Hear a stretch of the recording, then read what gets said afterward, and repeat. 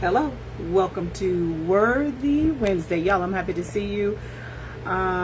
It's currently sitting at 107. That's what the temperature gauge says.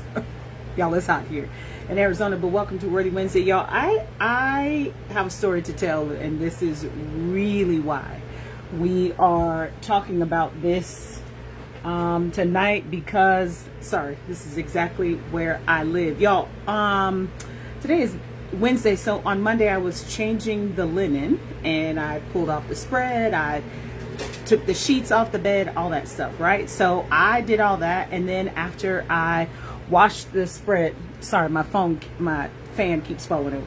After I washed the spread and stuff, I got ready, and then I got ready to put it back on the bed. Anyway, when I did that, I'm not really sure what happened, but between the time of me doing that famous yank with the spread and then laying it on the bed, y'all, I hurt my back, like for real.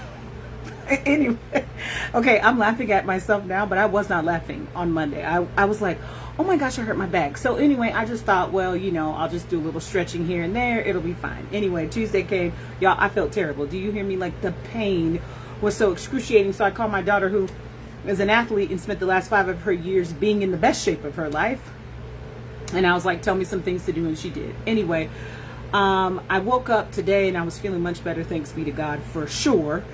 And I really began to analyze how pain changes things.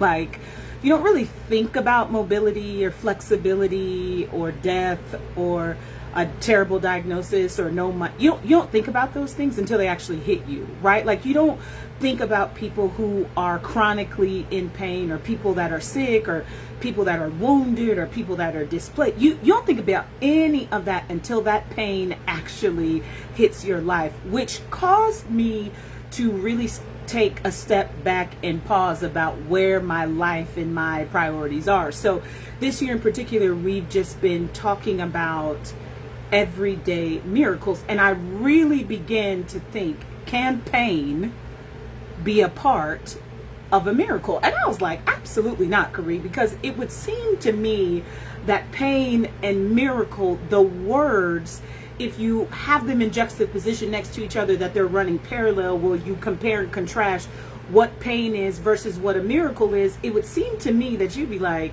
okay, those two things don't go together. But I am here to tell you tonight, worthy women, that they do indeed go together. So I started thinking about, first of all, what is the definition of a miracle? So of course I went back, because I said, let me see if this actually makes sense, or is it just something to where I believe it's being spoken to me. So anyway, I went back to the dictionary.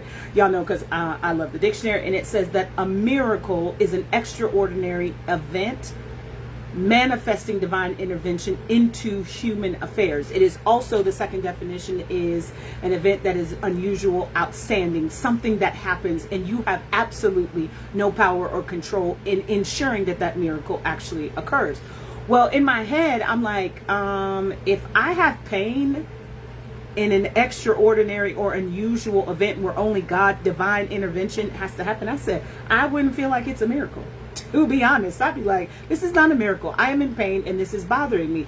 But that's the problem with words. We use them, but we don't understand what they really mean. Hence why it's important that I define words, not just for me, but for us, so we know what we're really saying. So when I went to the dictionary to look up pain, and in my head, now y'all picture you're driving down the highway, right? One lane going east, one lane going west, and y'all are running parallel to each other, but you're going in different directions. So pain has two types of definition because of the parts of speech. It can be a noun, which that means it's the main idea, the person, place, or event or thing. It's the main idea in whatever you're speaking of. It can also be in verb, transitive or intransitive, but I'm not going to get to that. I just want to talk to you about it being a noun. So pain, the very first definition is mental or emotional distress or suffering. Okay, so hold your thought right there. So anyway, y'all, I didn't really feel anything at first when I kind of tweaked my back a little bit. And specifically, it's only on the right side, like in my lower lumbar, right above my hip joint. So like when I turn or I try to stretch, that's when I felt the pain. But it says it's a mental or emotional distress or suffering. So when I think about that in relationship to a miracle, I'm like, these two things are polar opposite, because a miracle, it doesn't cause me mental or emotional distress. I was like, does it? And I was like, well, maybe leading up to the miracle, I feel some mental and emotional stress. But here is where the definition really, it took a turn for me. Okay, because I said, can there be pain in miracles? So it is defined as mental or emotional distress. Let me tell you what distress is. Distress is pain, love that, or suffering that affects the body, your entire body, or a specific body part, like right now, just my hip on the right side, or distress affects the mind. Okay, so pain is defined as mental or emotional distress. And distress is defined as pain or suffering that affects either your entire body, a specific part of your body, or the mind. So a miracle, now think, you're still driving, okay? You're driving parallel. I'm driving one way, you're driving the other way. When you have pain in your life and then it seems as if a miracle accompanies that pain, you think in your mind, how is this possible? How am I experiencing suffering or distress in one part of my entire body, or just in my hip, or just in my arm, or just in my head, or only in my mind, but yet at the same time, this is one of the best things that's ever happened to me. Have y'all ever experienced that? Okay, everybody, right? So I was thinking to myself, okay, so pain can be mental or emotional distress, or it can also be suffering. So of course I had to look up suffer, because listen, ing means it's an action. I'm constantly, or I'm living in the state of suffering. So suffering means, or suffer means, to submit to, or to be forced to endure. So let me help y'all right quick, okay? So when I say that I am in pain, I am talking about mental or emotional distress or suffering.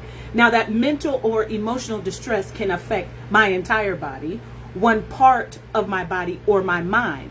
But while I'm in the suffering of that, I have to make a decision to either submit to that pain or distress as it's happening, or be forced to endure it. Y'all, I literally could have slapped myself.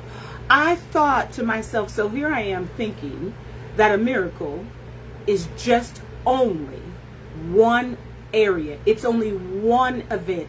It's only one thing that happens. And I know, and everyone that has ever experienced a miracle in the entire world knows, it is strictly due to divine intervention. Yet nobody talks about the pain of the miracle. We only celebrate it after it occurs. But what struck me, only because I am currently in a little bit of pain, not as much as I was, thanks be to God, but just a little bit, and I've had to actually submit to it in order for me to do my stretches, for me to put ice on it, for me to do my stretches again, for me to put ice on it again. I had to take a little Advil last night so I could get a little, relief, so I can move and shake and do all those things. But I had to submit. That means I had to understand that this pain that I am currently experiencing is not forever. The pain is temporary. However, how long I have to endure it depends upon how long I want to deny that there is pain there. Okay, so y'all, let me help you with this. A miracle requires that you understand there are certain things that maybe you are walking through at the same time. One of the greatest miracles that could ever occur occurs in your life. You could literally be experiencing pain in your life at the same time a miracle hits it. But what changes how you respond to the miracle when it occurs is if you decide that you are going to be like, well, I had to suffer through all of these things and I was distressed the entire time, and I mentally and emotionally cannot handle this. So instead of you understanding the pain of the miracle, all you focus on is the pain. You can't even celebrate that something that causes you to make a decision. See, this is what I really want us to understand, because this is what I now understand from Changing the Linen. Okay, shout out to Changing the Linen for teaching me a life lesson. I literally have changed the bed, I don't know, 48 billion times in my life, right? Growing up, changing the bed, all these things, I've changed the bed 1,000 times, not ever thinking about that I should be careful when I'm doing that final whip of the spread, throwing it back across the bed, jumping on it, not really thinking about how I'm landing, if I'm landing straight, all those things. I don't think about any of that until when I make a certain decision to do that and my body's like, ow, ow, ow, Karee, we didn't like that. And then I immediately start to have pain. The first place that it affects me is in my mind.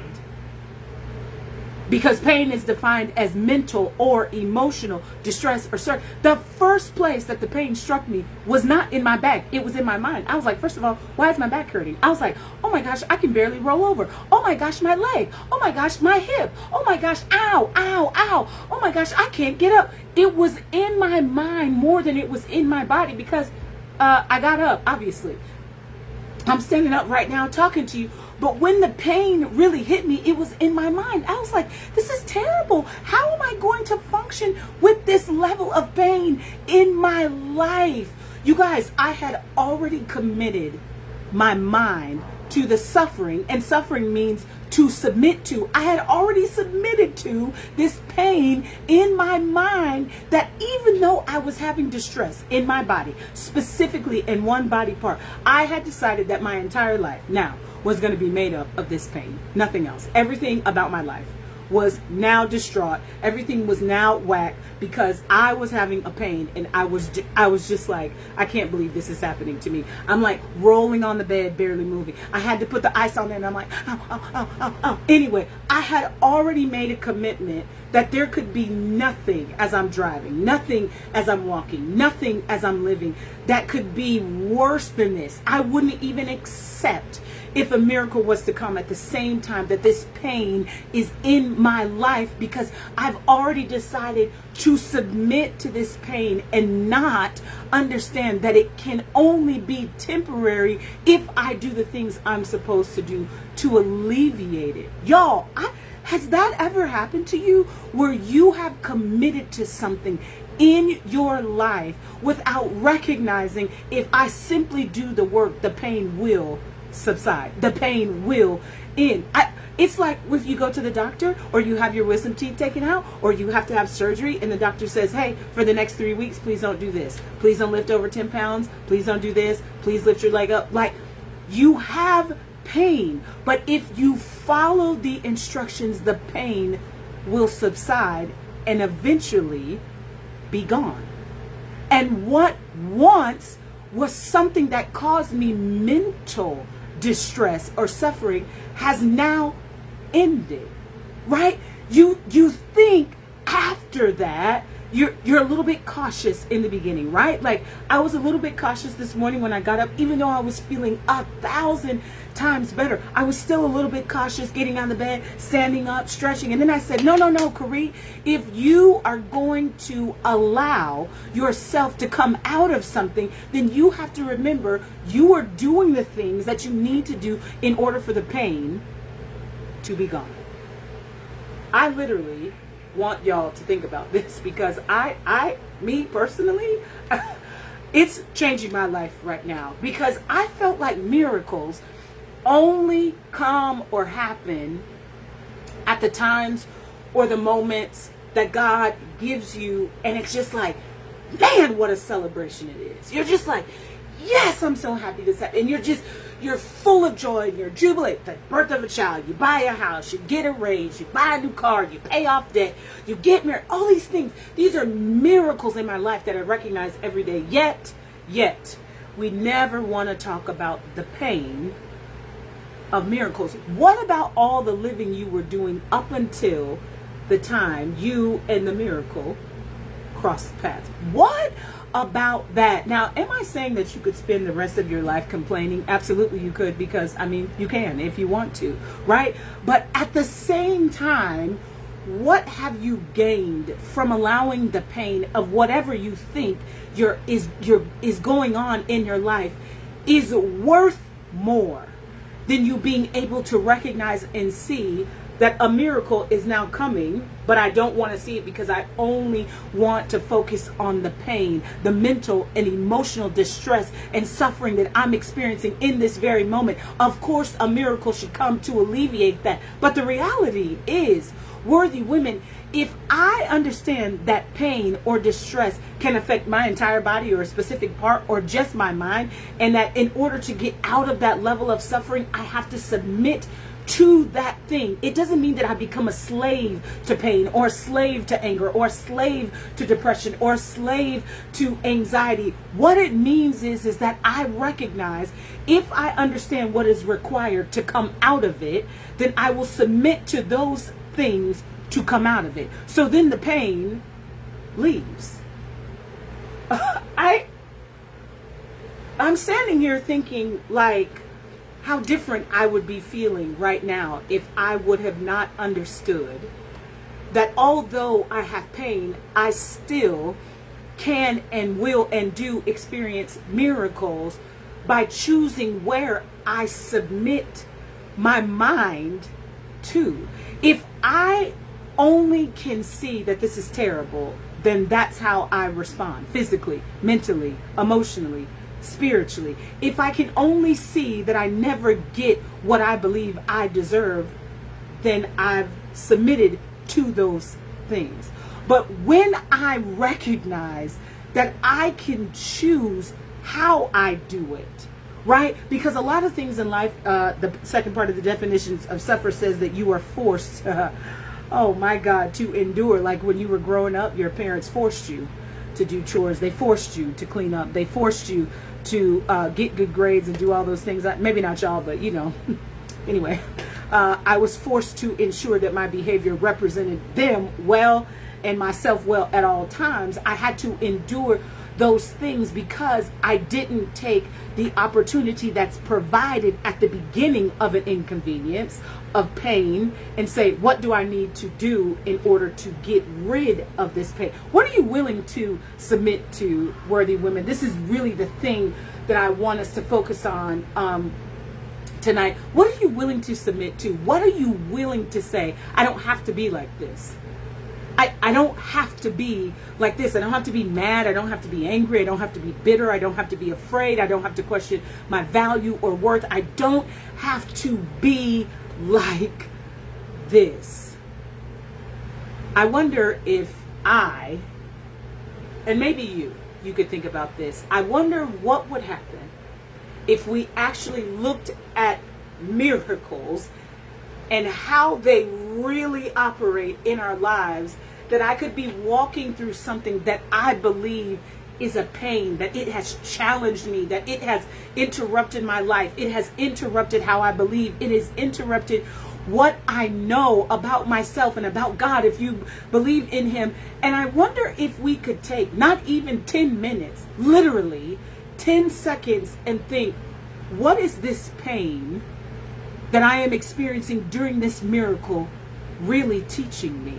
How is it that I cannot celebrate the miracle? Because is it because I've chosen to submit to the pain? A temporary discomfort. Pain is not supposed to be forever. Did you guys know that? The dictionary goes on to tell me that pain is something that is accompanied by trouble, or it is a result of trouble, or it is a result of disease or injury. So pain cannot enter without something first triggering it to come. So how, imagine, betrayal is a pain, but you don't experience it until the betrayal hits, right? Frustration is a pain, but you don't experience it until someone fails to listen to what you're saying. But the difference between me accepting that instead of surrendering and changing my mind and changing my emotions, I've just decided to miss altogether what this pain could produce in my life? What miracle could come from me recognizing that I don't have to be like that anymore? Like in this moment of pain, whether it's jealousy, frustration, disappointment, what could I learn from this moment and recognize that a miracle occurred because I made a decision to no longer be subject to that pain anymore? So anyway, here I am, you know, a good 48 hours later, and my back has, I mean, on a scale of 1 to 10, I'm probably at a 2, right, for pain, and I'm really thankful.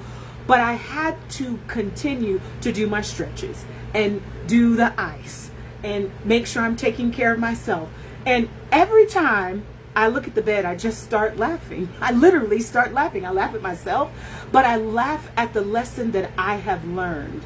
That what did this pain really teach me? It's a miracle that something more severe or more life-altering did not occur. So that alone I should be thankful for. But really what the miracle is that I learned that I could be running simultaneously in the opposite direction of a miracle, and then all of a sudden our paths cross, and I would still have to choose to see the miracle. Like I would have to submit to that. I would not allow wherever I'm suffering in my body or in my head or in my mind to deter me from actually experiencing the miracle.